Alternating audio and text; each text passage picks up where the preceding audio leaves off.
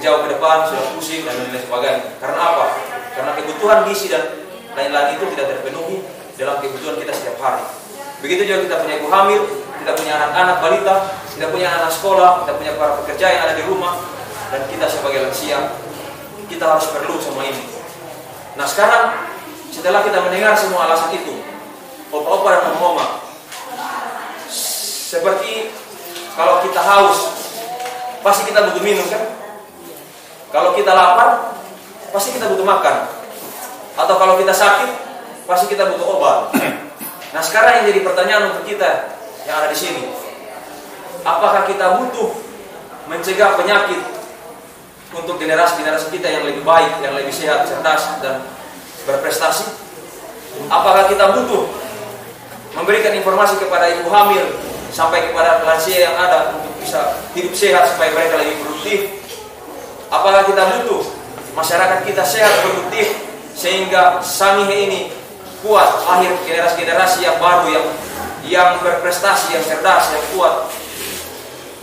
Apakah kita butuh Indonesia ini baik, bangsa kita ini kuat dan sehat?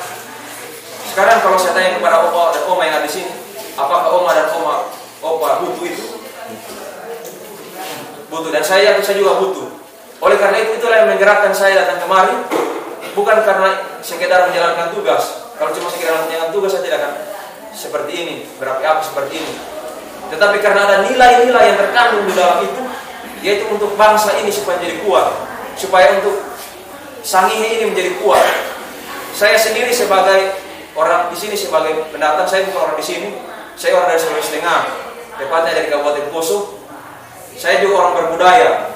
Orang berbudaya, saya cinta sekali dengan daerah saya. Tapi saya saat ini ditempatkan di sini untuk bisa memberikan informasi ini, dan saya ingin kembali ke sana untuk membangun daerah saya. Daerah saya juga sangat bagus sana. Danaunya biru, sawahnya luas. Wow, begitu indah. Dan saya tidak ingin daerah saya jadi hancur karena generasi-generasinya sakit-sakitan, tidak maksimal, tidak produktif, tidak bisa berbuat sesuatu karena tidak mampu secara psikis, mental, dan tidak terpenuhi secara gizi. Jadi nilai-nilai inilah yang menggerakkan saya.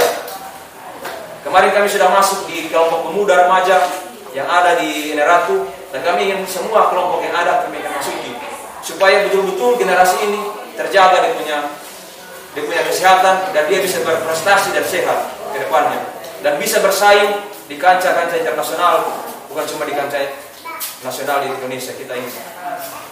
Nah oleh karena itu mungkin di sini ada yang opa dan oma-oma yang bagian adat atau dewan adat atau di Jawa Timur,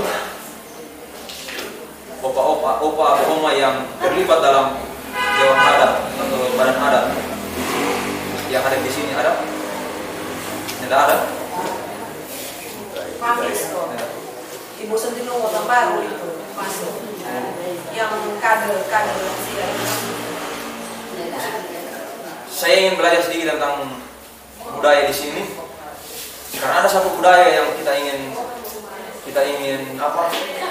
ingin fokuskan, yaitu budaya. Banyak orang mengatakan bahwa di sini budaya minum-minum. Nah, apakah ini budaya ini memang budaya yang harus dilestarikan atau budaya yang cuma jadi begitu saja yang perlu kita tinggalkan? Jadi inilah yang kita salah satu budaya yang ingin saya cari tahu, apakah ini memang budaya, maksudnya budaya yang harus kita jaga.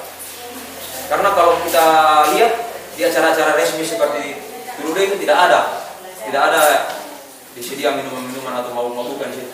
Oleh karena itu ingin saya sampaikan ini supaya ketika saya berbicara di depan anak-anak sekolah, depan-depan pemuda yang ada di Tahuna Timur ini, saya bisa menyampaikan bahwa ini budaya seharusnya menjadi sejarah, bukan lagi budaya yang harus kita teruskan demi generasi kita yang berprestasi ke depan.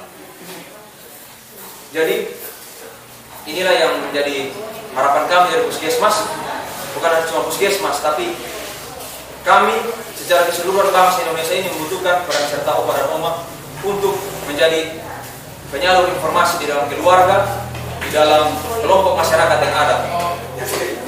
Ya, jadi